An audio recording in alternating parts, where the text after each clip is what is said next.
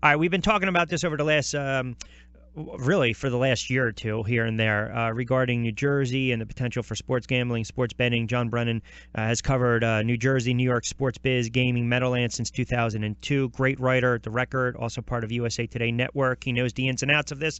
He's kind enough to join me for a couple moments on a Friday. How you been, John? Good afternoon. Very good. This is basically the case of the century in a lot of ways for legal scholars. Yep. Well, I'll tell you what. I mean, New Jersey, you can call it a huge win for them because they had a string of those court new losses dating back to 2012 regarding the U.S. Supreme Court. So I'm just wondering, where. I guess the first thing is what is the likelihood that we will get legalized sports gambling and betting down here? Right now, I would say it is likely in New Jersey, and then other states will follow suit. So we're talking, and I know there's a couple other states that already are lining up with this, correct? Connecticut, Maryland, Michigan, New York, Oklahoma, Pennsylvania as well. I think Carolina and West Virginia. You got to go back to everything that's transpired, too, with Governor Christie, because we've heard this for so long, and I know he's been making this push, and I'm just wondering, why is it – I know there are people that are on the fence. I think because of where we are, Atlantic City is a stone's throw away from us. We've got the casinos. We already know the economy's, it's rough right now. We know the casinos are closing down, but I think this would spur a little bit of growth. I think it would bring a little more action and excitement. But from what you're hearing, why would people be opposed to this? The leagues are the ones that filed the lawsuit in 2011, the NFL and NCAA and the other major sports leagues. They continue mostly especially the NFL and the NCAA, to claim that if sports betting is legal throughout the country and not just in Nevada, that there will be a perception by the general public that the games might be fixed and that they would lose faith in that. That is a challenging argument, as you say, because Nevada has it and the world continues spinning around its axis. And also, there is an argument that happens in Nevada is that most of the, say, college basketball fixing scandals over the last few decades, they are uncovered by the regulators in Las Vegas. The casino operators look very closely at betting patterns, and when there's something that seems to be amiss, they look into it. So the regulation, it seems, is actually helping to weed out any possible wrongdoing. And of course, the NBA commissioner, Adam Silver, is in favor of legalized sports betting. In fact, in-game sports betting, will a guy make a free throw? You can gamble on that. He just says he wants federal regulation, which is interesting. But all other gambling in the United States, horse racing, casinos, lottery, anything you can think of, is state by state. So it would be rather unusual for the federal government to only pick sports betting as gambling to regulate and leave everything else to the states. I'm wondering what the other commissioners in the respective leagues, whether it's the Bettmans or the Manfords or the Roger Goodells, the NFL, they're a bunch of hypocrites, but be that as it may, when you hear Adam Silver come out and say, yeah, you know what, this is something we might have an interest in, especially in-game. Adam Silver is definitely a more modern thinker. The NCAA probably is most likely to be concerned about this, simply because there are a lot of people who don't gamble, with an illegal bookie because they're afraid of getting arrested. And if it's clearly legal, that would kind of spread, and obviously those athletes are unpaid.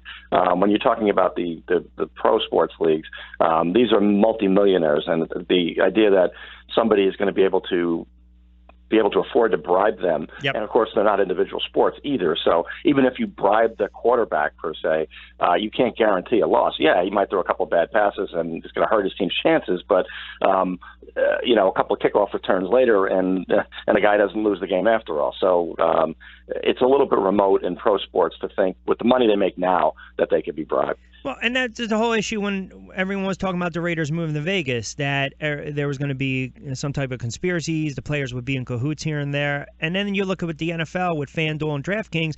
Look, I don't care what anyone says. Fantasy sports is a form of gambling, but yet they still allow that. And then they took the commercials down. Then they put the commercials back up. So when it comes to the NFL, I can't really take anything that the commissioner says on face value. I can't.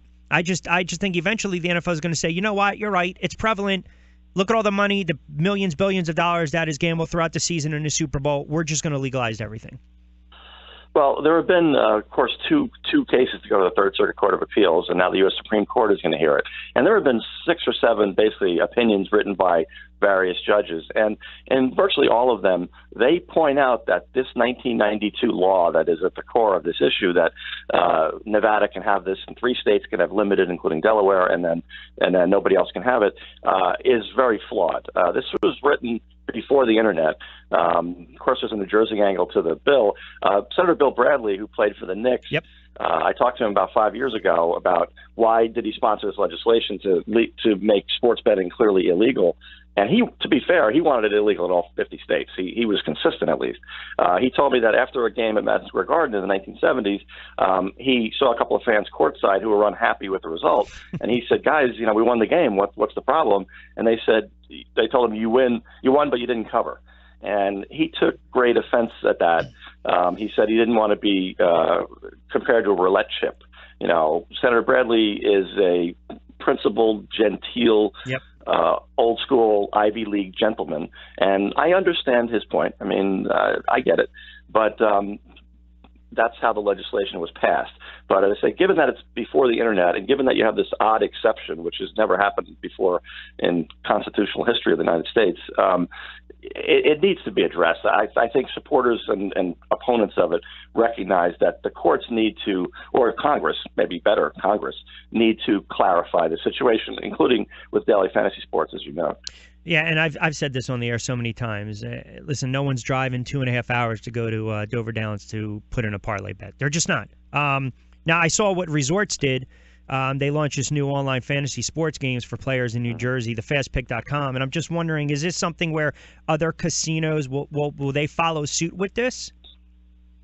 Oh, definitely. I mean, it's interesting to me because I'm not a gambler myself, but gambling in the United States is going to explode exponentially in the next 5 years.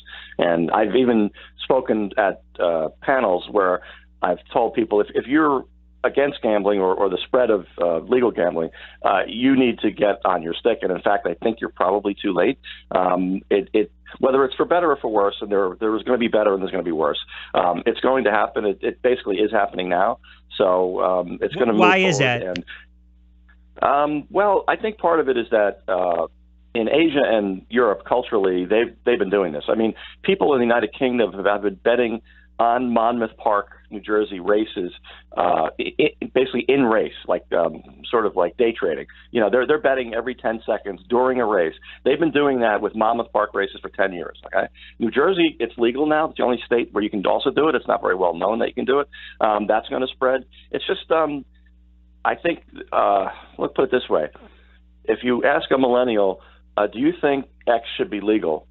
They will say yes. It could be gay marriage, it could be marijuana use, it could be sports betting. A lot of millennials, they don't smoke marijuana, but they want it to be legal. And their parents, frankly, do or did, and they want it to be illegal.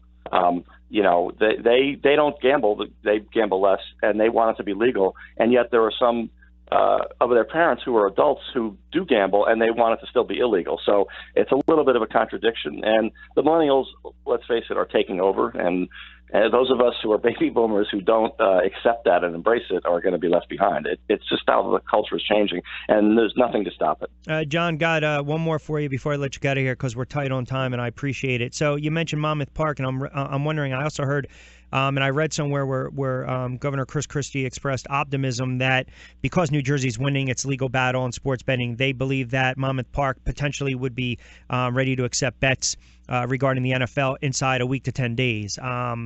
What are you hearing? Is there any validity to that?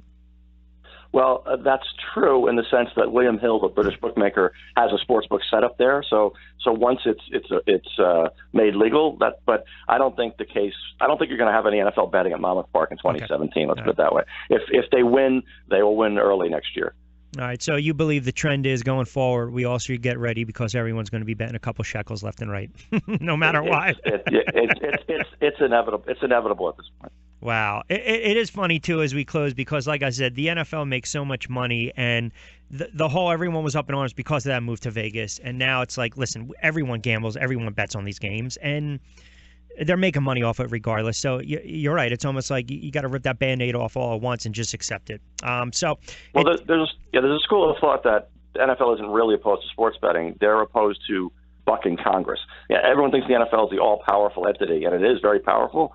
You know what's more powerful? Congress. That's and true. If Congress doesn't signal to them that this should be legal, I don't think they want to push the envelope and get out ahead of Congress, because Congress can do a lot of things to regulate anybody. Yeah, that's. I'll tell you what, great information. John, we'll get you back on. I appreciate a couple moments. Have a great Friday, pal. Thank you, too. All right.